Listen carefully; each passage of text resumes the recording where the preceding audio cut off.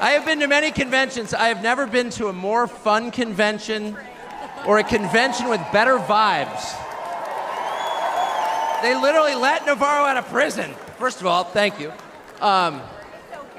This feels a lot different from what I thought it was going to feel like. I can't hear you, but I know it's something good.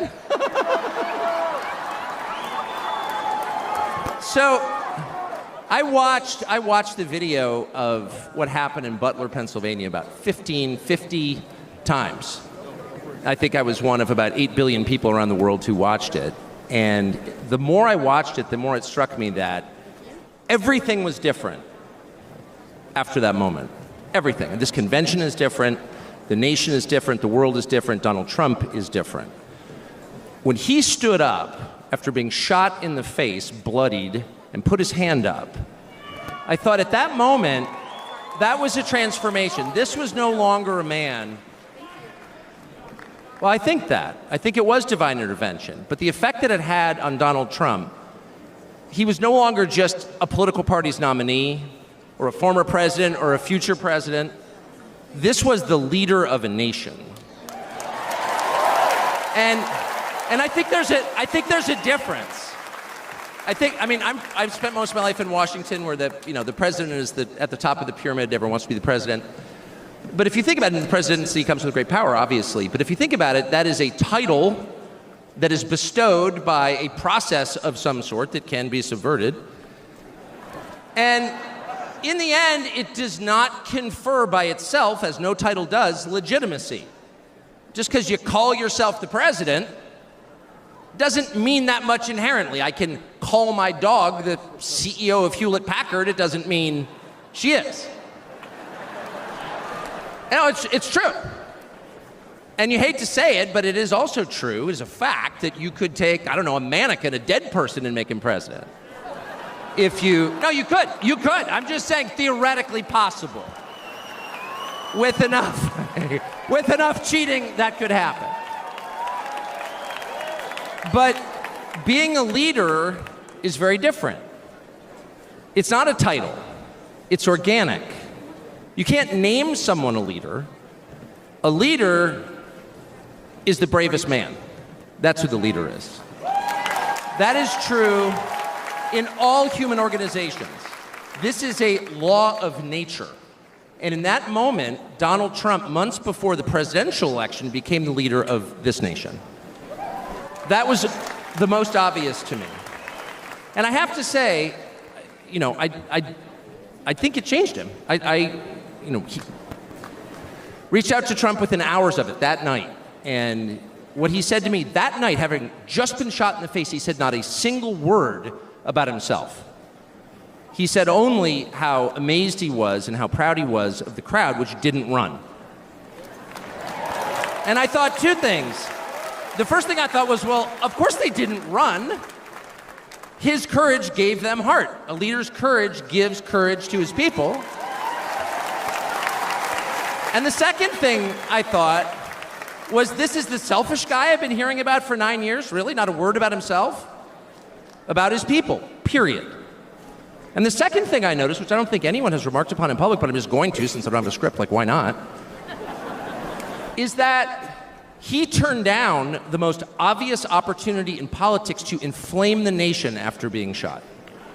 To inflame the nation, which is an opportunity that almost every other politician I've ever met, and certainly his opponents, would have taken instantly. And they would have said, well, what is this? How did he get shot? Like, how did this happen? And those are real questions that we have to get to the bottom of. But in the moments, the days, the week after the shooting, he did not say that. He did his best to bring the country together, and I thought, this is the divisive figure, this is the irresponsible person. No. This is the most responsible, unifying behavior of a leader I think I've ever seen.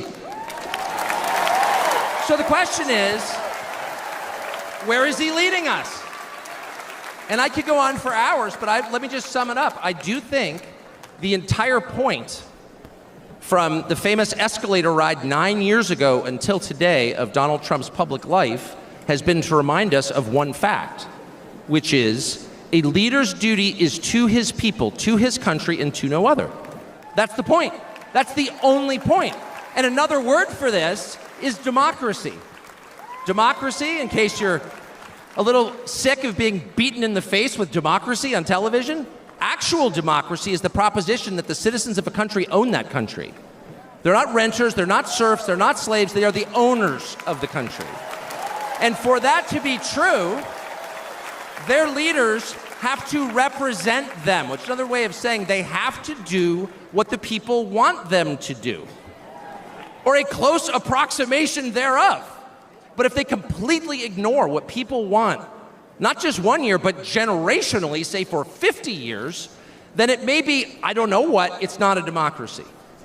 And so I think the entire Trump project, paradoxically, is attacked as an enemy of democracy, is to return democracy to the United States.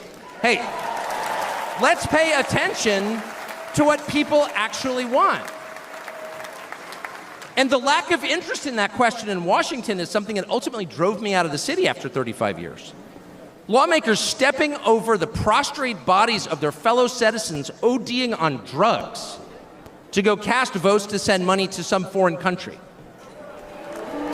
Yeah, actually, we've lost more Americans from drugs in the past 4 years than we lost in World War II. Yeah. Our bloodiest war, more than we lost in World War II. Does anybody care? It is pathetic. It is pathetic.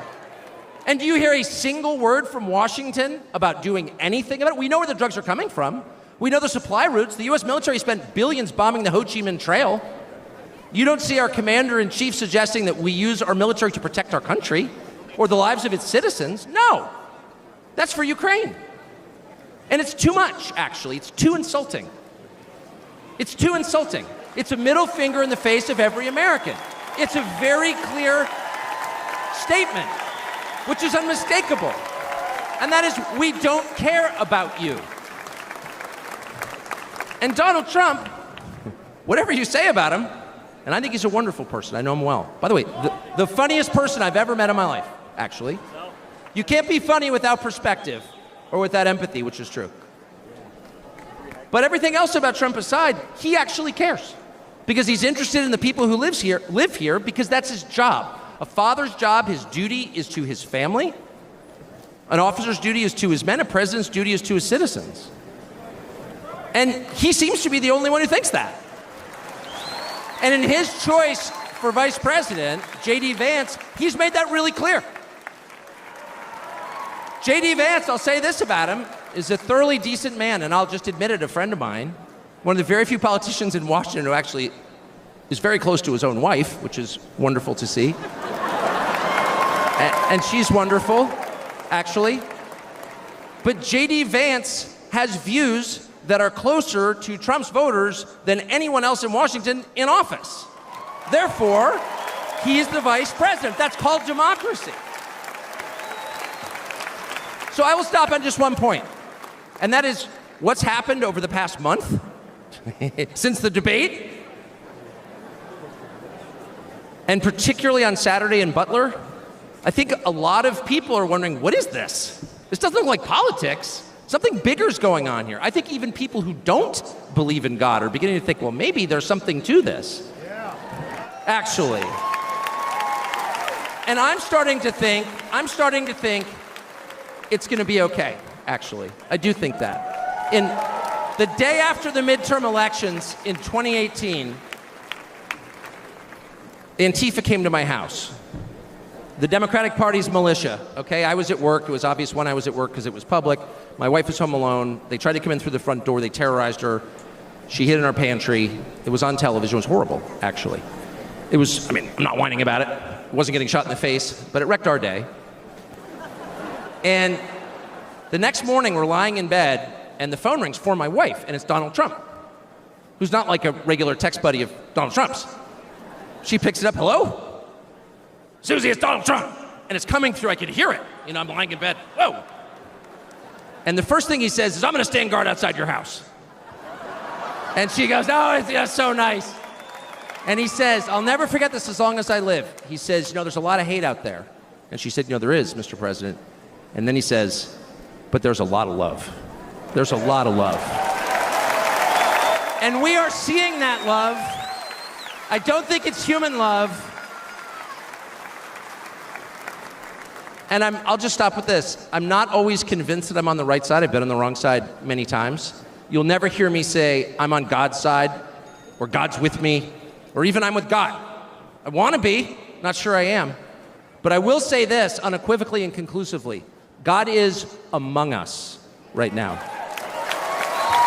And I think that's enough. God bless you.